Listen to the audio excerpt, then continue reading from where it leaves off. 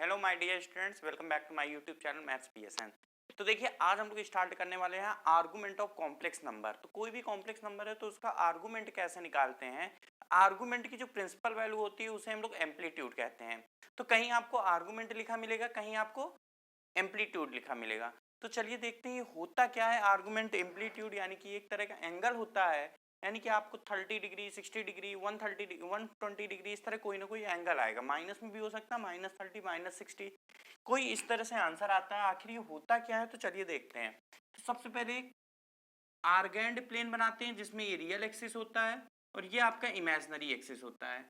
तो जैसे कोई कॉम्प्लेक्स नंबर, जैसे z इक्वल टू 2+3i लिखा है, तो 2 आपका रियल पार्ट है और 3 क्या है आपका, 3i इमेजिनरी पार्ट है। तो ये रियल होगा, ये इमेजिनरी होगा। 2 का मतलब 1 2 और 3i का मतलब ये इमेजिनरी पार्ट है, तो 1 2 3 यानी कि ये 3 हो गया। तो ये 2,3 हो। तो ये 2,3 अगर हम क्वाड्रेंट की बात करें, 2,3 किस में होगा, तो 2,3 किस में होगा, फर्स्ट क्वाड्रेंट में होगा। अगर 2,-3i होता तो 2 ये हो गया रियल एक्सिस में, -3i का मतलब -3 कहाँ जाएगा, नीचे। 1 2 3, तो ये किस में हो गया, यहाँ पर पॉइंट हो गया, वो फोर्थ क्वाड्रेंट में हो गया। जैसा कि आप जानते होंगे, first quadrant, second, third and fourth. तो यहाँ क्वाड्रेंट की बहुत ही वैल्यू है। तो यहाँ पर आप जो बता रहे हैं उसको ध्यान से समझिएगा। इससे कभी भी आपका आर्गुमेंट या एम्पलीट्यूड जो भी पूछा जाएगा उसका आंसर कभी भी गलत नहीं होगा। कैसे करना है, सबसे पहले क्वाड्रेंट चेक करना है। किस क्वाड्रेंट में, ये फर्स्ट क्वाड्रेंट में। अब आर्गुमेंट होता क्या है, क्या एंगल होता है, तो ऑरिजिन से ये जो पॉइंट होता है, इससे अगर आपने इस पॉइंट को मिला दिया तो पॉजिटिव एक्स एक्सिस से जितना एंगल बना रहा है, ये जो थीटा है, यही आपका आर्गुमेंट कहलाता है। इसी को हम लोग एम्पलीट्यूड कहते हैं। अब देखिए यहाँ पर एम्पलीट्यूड लिखते कैसे हैं। z is equal to 2+3i है, तो हम लोग लिखे हैं tan theta is equal to mod of b upon A होता है, यानी कि 3/2 लिखेंगे। तो ये tan theta is equal to 3/2, तो tan इनवर्स कितना आ गया, 3/2। ये आपका आंसर हो गया एंगल का, क्योंकि ये फर्स्ट क्वाड्रेंट में इसी तरह बिल्कुल सेम लिखेंगे। क्लियर है इतनी बात। अब इसको हम लोग कैसे जज करते हैं, ये तो एक एग्जाम्पल दिया। तो सबसे पहले हम लोग मानते हैं इसको a+ib के फॉर्म में है। आई थिंक आप लोगों को एंगल समझ में आ गया होगा कि आर्गुमेंट होता क्या, पॉजिटिव एक्स एक्सिस से जितना एंगल बताता है तो वो आर्गुमेंट कहलाता है। अच्छा, आर्गुमेंट की वैल्यू कहाँ से कहाँ तक हो सकती है। अगर कोई पॉइंट यहाँ पर है तो देखिए यहाँ पर इस तरह से बनेगा और एंगल कितना बनेगा, पॉजिटिव एक्स एक्सिस से इतना एंगल बनेगा। तो ये जो थीटा होगा ये आपका आर्गुमेंट कहलाएगा। अगर पाई के नीचे कोई पॉइंट मान लीजिए यहाँ पर है, तो हम लोग यहाँ से ये पॉइंट नहीं लेंगे, हम लोग कौन सा लेंगे, ये पीछे वाला पॉइंट लेंगे, नीचे वाला पॉइंट लेंगे। तो ये जितना एंगल बनेगा ये माइनस में बनेगा, वही आपका आंसर आएगा। क्योंकि आर्गुमेंट, इसकी जो प्रिंसिपल वैल्यू होती है, उसकी जो रेंज होती है, वो होती है -पाई से लेके +पाई तक। यानी कि अगर आपका थर्ड और फोर्थ क्वाड्रेंट में है तो आंसर माइनस में आएगा, फर्स्ट और सेकेंड क्वाड्रेंट में है वो पॉइंट तो आपका आंसर प्लस में आएगा। क्लियर है, ये भी लिखते हैं। तो देखिए यहाँ पर आपको ये समझना है कि इस पॉइंट को हम लोग मान लें, इसको रख करते हैं, यानी कि z इज इक्वल टू आपका यदि a+ib है, हम लोग आर्गुमेंट कैसे फाइंड आउट करेंगे ये बता रहे हैं। a+ib है तो हम लोग सबसे पहले लिखेंगे tan थीटा। tan थीटा कितना हो गया, mod of b upon a निकालेंगे, यानी कि थीटा इज इक्वल टू आ जाएगा tan inverse b upon a। Theta कितना आ जाएगा, tan inverse b upon a। अब देखिए इसके बाद हम लोग सेकंड स्टेप में क्या करते हैं, हम लोग इसमें क्वाड्रेंट चेक करते हैं। क्या चेक करते हैं, क्वाड्रेंट। तो यदि ये फर्स्ट क्वाड्रेंट में है, z लाइज कहाँ लाई करता है, फर्स्ट क्वाड्रेंट में लाई करता है। तो अगर फर्स्ट क्वाड्रेंट में है तो सीधे सीधे जो आंसर आएगा वो थीटा हो जाएगा, यानी कि tan inverse b upon a आ जाएगा। और अगर सेकंड क्वाड्रेंट में है तो आंसर क्या आएगा, अगर z आपका सेकंड क्वाड्रेंट में है, z किस में है, z lies on first quadrant, second quadrant, तो z का क्वाड्रेंट बता रहा है, किसका बता रहा है, z की बात कर रहा है। तो अगर सेकंड क्वाड्रेंट में है तो सेकंड क्वाड्रेंट में होगा तो पाई माइनस थीटा हो जाएगा। क्या हो जाएगा, पाई माइनस थीटा। अगर थर्ड क्वाड्रेंट में है तो क्या होगा, तो याद रखिएगा अगर थर्ड क्वाड्रेंट में है तो हम लोग सीधे से थीटा माइनस पाई कर देते हैं, इसी को पलट देते हैं। और अगर फोर्थ क्वाड्रेंट में है तो फोर्थ क्वाड्रेंट का आंसर कितना आ जाएगा, माइनस थीटा। कितना आ जाएगा, माइनस थीटा। बस इतनी बात आप ध्यान रखिए। और इसके अलावा आप रेंज याद रखिए कि जो आर्गुमेंट ऑफ जेड होता है इसकी जो रेंज होगी वो -पाई से लेके +पाई तक होगी, ये आप लिख लीजिए। आर्गुमेंट की जो प्रिंसिपल वैल्यू होती है उसी को हम लोग एम्पलीट्यूड कहते हैं। यानी कि एम्पलीट्यूड आपका क्या होगा, माइनस पाई से प्लस पाई के बीच में आएगा। तो इतना आप ध्यान से कॉपी कर लीजिए, आपका कभी भी किसी भी क्वेश्चन में आर्गुमेंट पूछा जाएगा, आपकी कभी भी कोई भी मिस्टेक नहीं होगी। लिख लीजिए जल्दी से इतना, ठीक है, क्लियर। अब आगे बढ़ते हैं। अब इसमें हम लोग बात करते हैं, इसका एग्जाम्पल ले लेते हैं, कुछ एग्जाम्पल के तौर पे देखते हैं क्या है ये, क्या लिखा हुआ है। आपने देख लिया first quadrant theta, second pi minus theta, third तो थीटा माइनस पाई, फोर्थ तो माइनस थीटा। अब इसको रख करते हैं आर्गुमेंट में और हम लोग क्वेश्चन देखते हैं कुछ। जैसे मान लीजिए आपका पहला क्वेश्चन कह दे कि z is equal to 1 minus root three I, 1 minus root three I. अब आपसे कह रहा है कि आर्गुमेंट z बताइए। अच्छा, आपको अगर मॉड ऑफ z पूछा जाता है, यानी मॉडुलस जो हम लोग पिछले लेक्चर में पढ़ रहे थे, तो तुरंत बता देते 2 हो जाता है कि नहीं, देख लीजिए।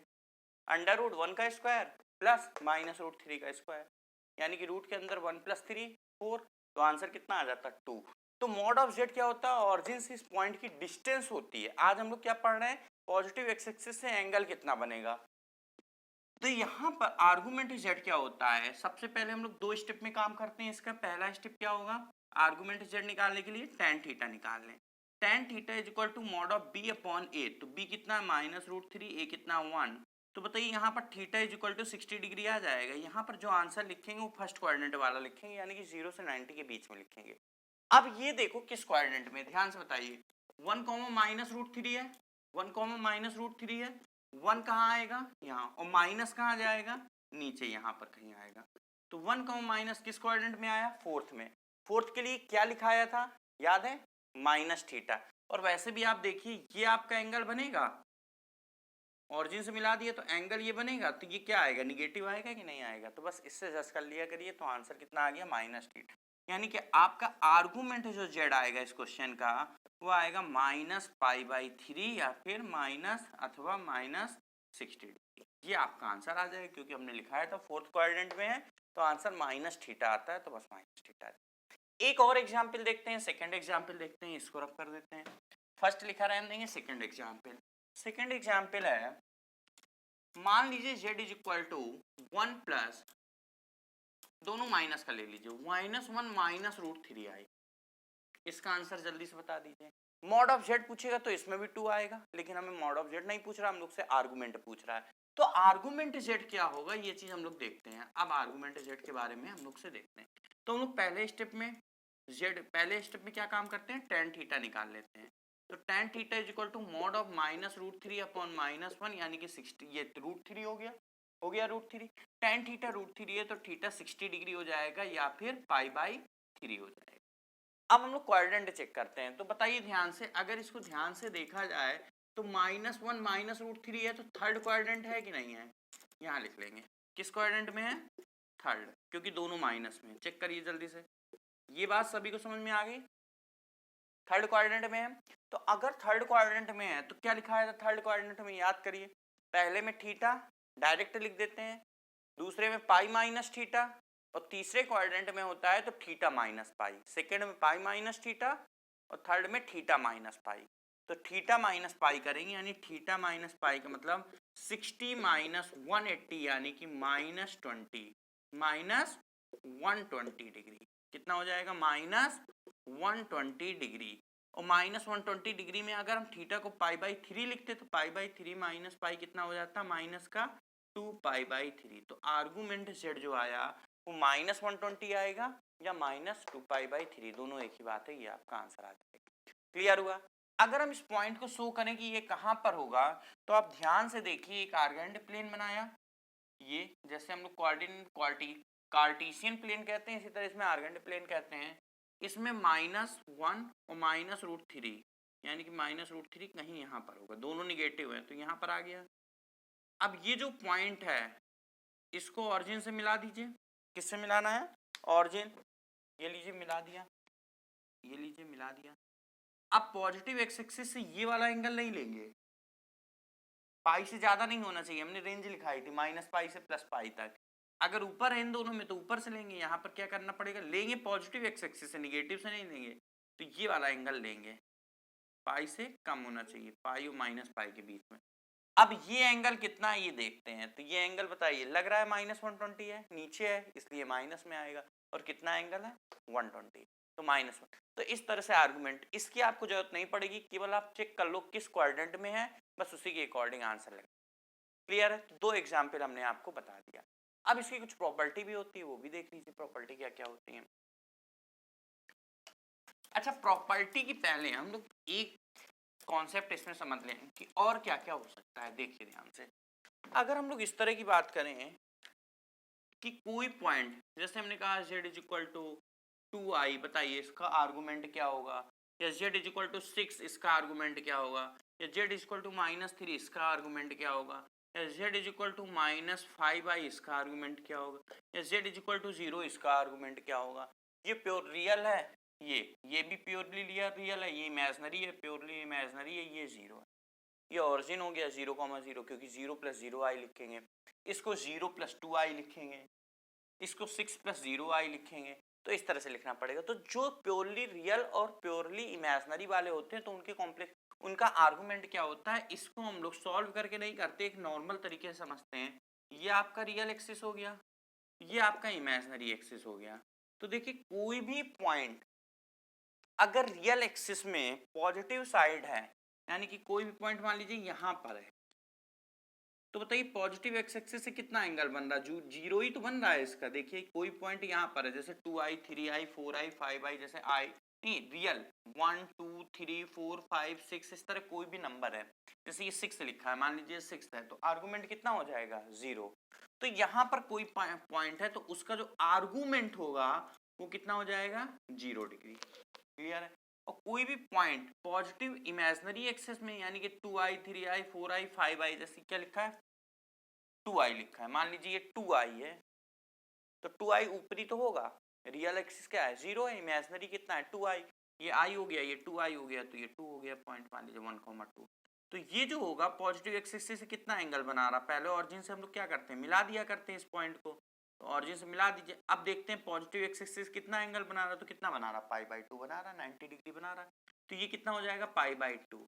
इसी प्रकार अगर कोई पॉइंट इस साइड है, जैसे मान लीजिए यहाँ है, तो आंसर कितना आ जाएगा, पॉजिटिव एक्सिस से कितना एंगल बनाएगा पाई, तो आंसर कितना आएगा पाई।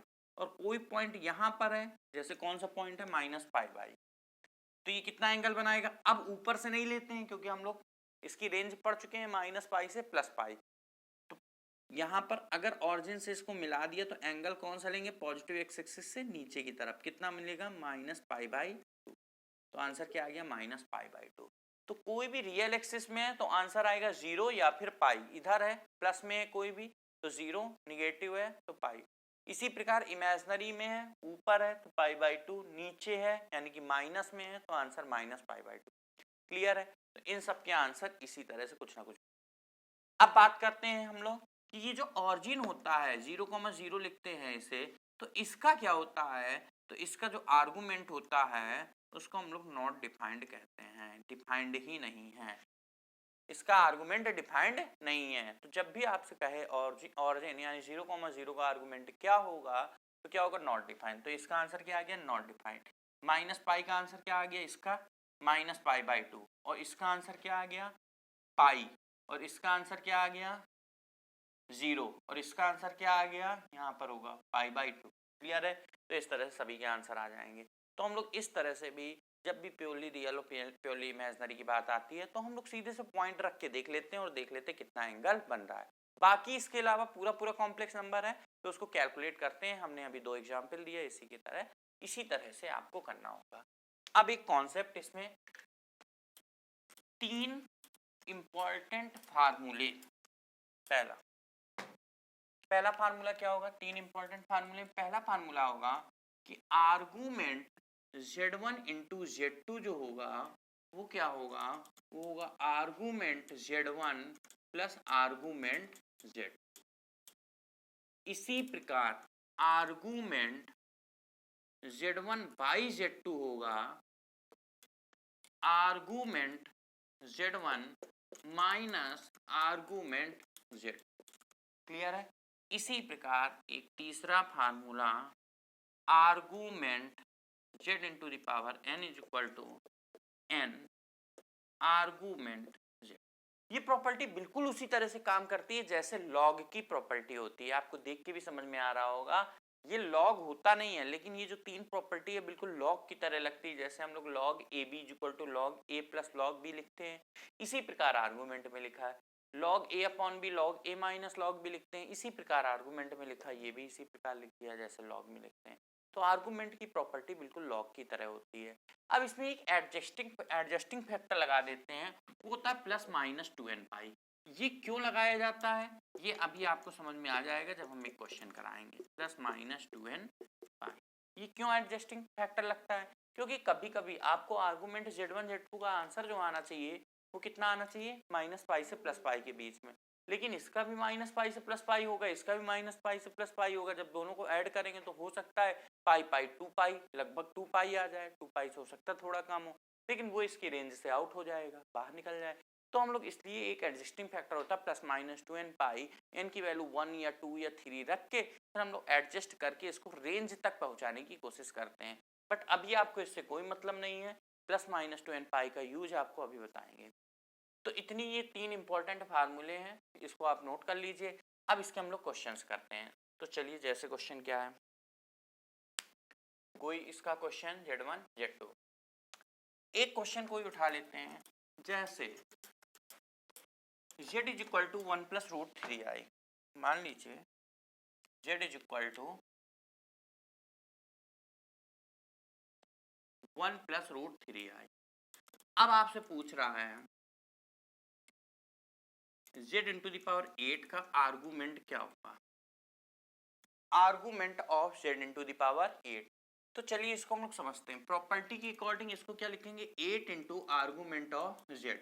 अब आर्गूमेंट z क्या होगा, देखिए फर्स्ट क्वाड्रेंट में है तो इसमें tan theta is equal to हम लोग क्या लिखेंगे इसके according, tan theta is equal to root 3/1, यानी कि theta is equal to 60 degree लिखेंगे, पाई बाई 3 60 डिग्री आ जाएगा, क्योंकि फर्स्ट क्वाड्रेंट में इसलिए थीटा का थीटा बना रहेगा। तो ये आ गया आर्गूमेंट, कितना आ गया z का, इसका कितना आया आर्गूमेंट 60, तो 8 इंटू 60 480। अब क्या आर्गूमेंट किसी का भी 480 हो सकता है? नहीं हो सकता है। हमने आपको बताया था जो आर्गूमेंट होता है वो माइनस पाई से प्लस पाई के बीच में होता है। तो अब यहाँ जो एडजस्टिंग फैक्टर है वो एक्टिव हो जाएगा, यानी कि यहाँ पर हम लोग प्लस या फिर माइनस 2n पाई कर सकते हैं। तो n की पहले 1 रख के वैल्यू देखें, तो n इज इक्वल टू 1 रखेंगे तो कितना आ जाएगा, n इज इक्वल टू 1 रखेंगे तो प्लस 2 पाई, अगर माइनस रखें तो माइनस 2 पाई, क्योंकि प्लस हमें नहीं करना है, हमें और आगे नहीं बढ़ना है, 480 से नीचे आना है। तो हम लोग ने क्या किया, n की वैल्यू प्लस माइनस 2n पाई होता है, n की वैल्यू पहले 1 रख के देखा, 1 में बात नहीं बनेगी तब 2 रख के देखेंगे, 2 में बात नहीं बनेगी तब 3 रख के देखेंगे। तो यहाँ n इज इक्वल टू 1 रख के देखा तो 2 पाई आ गया, यानी कि 2 पाई हम सब्ट्रैक्ट करके देखें तो 480 माइनस 2 पाई का मतलब 360 होता है, माइनस करिए तो 120 आ गया। यानी कि बस आपका जो आंसर आएगा वो 480 ना होके 120 होगा, क्योंकि आर्गुमेंट का जो आंसर आना चाहिए, जो रेंज होती है वो माइनस पाई से प्लस पाई होगा। एम्पलीट्यूड पूछा जाता तब भी आंसर आपको यही बताना था, 120 डिग्री। क्लियर हुई? तो इस तरह से आपका z इंटू द पावर 8 आ। दो और इंपॉर्टेंट पॉइंट देख लीजिए, लेकिन दो इंपॉर्टेंट पॉइंट के पहले एक कॉन्सेप्ट समझते हैं हम लोग कि आखिर एक आर्गेंड प्लेन में एक वैल्यू अगर z है, ये क्या होता है रियल, ये क्या होता है इमेजिनरी। तो अगर z आपका फर्स्ट क्वाड्रेंट में है, मान लीजिए कोई पॉइंट 2,3 है, क्या है 2,3 का मतलब क्या हुआ 2 प्लस 3i, 2,3 का मतलब क्या हुआ 2 प्लस 3i हुआ। तो इसका जो कंजुगेट होगा वो 2 माइनस 3 होगा, z is equal to 2 plus 3i। इसका जो कंजुगेट होगा, कंजुगेट कैसे लिखते हैं z बार करके, तो 2 माइनस 3i हो गया। तो 2 रियल पार्ट यहीं रहेगा, ये 2 है और ये 3 है, तो लेकिन अब इसका कंजुगेट का मतलब 2 माइनस 3i। तो अगर हम कंजुगेट शो करेंगे 2 माइनस 3i तो 2 तो यहीं रहेगा, माइनस 3i नीचे आ गया कि नहीं आ गया, तो माइनस 3i ये हो गया, 2 माइनस 3 ये हो गया, तो कंजुगेट नीचे आ जाए, जितना ऊपर है उतना नीचे है। तो इसका आर्गुमेंट अगर थीटा है तो इसका माइनस थीटा आएगा कि नहीं आएगा, देखो इसमें प्लस आएगा तो इसमें कितना आ जाएगा, वही चीज में माइनस में आ जाएगा। तो आपको ये बात याद रखना है कि फर्स्ट क्वाड्रेंट में कोई है तो उसका कंजुगेट किस में होगा, फोर्थ में, फर्स्ट का फोर्थ में और फोर्थ का फर्स्ट में। ये इसका कंजुगेट है, ये इसका, फर्स्ट का कंजुगेट फोर्थ में, फोर्थ का कंजुगेट फर्स्ट में।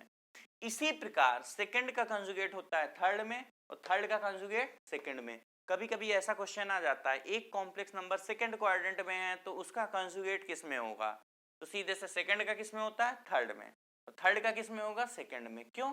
क्योंकि कंजुगेट लिखते समय केवल आई वाला पार्ट चेंज होता है, तो आई क्या है, ये है, तो ऊपर का नीचे आ जाता और नीचे होता तो ऊपर आ जाता, तो सेकंड का थर्ड में, थर्ड का सेकंड में। इसी तरह फर्स्ट का फोर्थ में, फोर्थ का फर्स्ट में। तो आपसे पूछा जाएगा एक कॉम्प्लेक्स नंबर फोर्थ क्वाड्रेंट में उसका कंजुगेट कहाँ होगा, तो तुरंत आप बता लेंगे फर्स्ट में। ठीक है, अब इसमें आपको देख के लगता है कि अगर एक z है, ये कितना है z और ये z बार है, तो इसका आर्गुमेंट, इसके आर्गुमेंट का जो सम होगा वो जीरो होगा कि नहीं, क्योंकि एक का थीटा तो दूसरे का माइनस थीटा। तो पहला इंपॉर्टेंट पॉइंट यही होगा कि argument of z plus argument of z बार जो होगा वो जीरो होगा। क्लियर हो गई ये बात? ये बात तो क्लियर हो गई कि ये इसका थीटा तो इसका माइनस थीटा, इसी प्रकार इसका जो होगा माइनस में उसी प्रकार ही हो जाता, क्योंकि इसका पाई माइनस थीटा लिखते हैं, आपको याद होगा, इसका theta minus pi, minus common आ जाता है, तो जब दोनों को ऐड करेंगे प्लस और माइनस तो वो जीरो बनेगा, तो यही बनता है। इसी प्रकार एक और समझिए कि अगर z की वैल्यू यहाँ पर है फर्स्ट क्वाड्रेंट में, तो माइनस z कहाँ होगा, 2 + 3i है, तो माइनस z क्या होगा, -2 - 3i होगा कि नहीं होगा? तो ये बताइए, अगर 2, 3, 2 ये है, 3 ये है, इस तरह से 2, 3, तो -2 तो इधर आ जाएगा और -3i नीचे आ जाएगा, तो ये आ जाएगा। अब एक इसका आर्गुमेंट ये होगा और ये बिल्कुल अपोजिट में इसका आर्गुमेंट ये वाला हो जाएगा, तो यहाँ आपको क्या नजर आ रहा है कि इसका जो डिफरेंस होगा, ये मान लीजिए 60 है तो हो सकता है ये -120 हो, तो इसका जो डिफरेंस होगा, इसका आर्गुमेंट इधर है, इसका आर्गुमेंट इधर है, तो डिफरेंस पाई होगा कि नहीं होगा? तो बस दूसरा इंपॉर्टेंट फार्मूला बस यही कहता है कि argument z minus argument minus z, यानी कि आर्गुमेंट z और आर्गुमेंट माइनस z का जो डिफरेंस होगा वो कितना होगा, 180 होगा, यानी कि पाई होगा। क्या समझा? ये आर्गुमेंट z है, ये वाला एंगल, और ये वाला, ये आर्गुमेंट माइनस z इधर होगा, तो ये आर्गुमेंट माइनस z हुआ, ये एंगल होगा। तो इसके बीच में कितना डिफरेंस है बताइए, ये और ये कितना डिफरेंस है, पाई का। तो बस वही लिखा है कि argument z plus argument z minus z is equal to कितना है, पाई है। ये बात क्लियर हो गई? तो बस आज हम लोग इतना ही रखते हैं कि आपने आर्गुमेंट सीखा, डिटेल सीखी इसकी, बाकी मिलते हैं हम लोग नेक्स्ट लेक्चर में। तो ठीक है बच्चों, thank you, bye bye, okay. और अभी तक हमारे चैनल को सब्सक्राइब नहीं, चैनल को सब्सक्राइब कीजिए, बेल आइकन बताइए, वीडियो को लाइक कीजिए, शेयर कीजिए, कमेंट कीजिए। ठीक है बच्चों, ओके बच्चों, तब तक नेक्स्ट वीडियो में मिलें, नेक्स्ट लेक्चर में मिलेंगे। नेक्स्ट लेक्चर में हम लोग ओमेगा की डिटेल जानेंगे या रूट वगैरह और भी क्वेश्चन होते हैं वो जानेंगे। तब तक के लिए थैंक यू, बाय।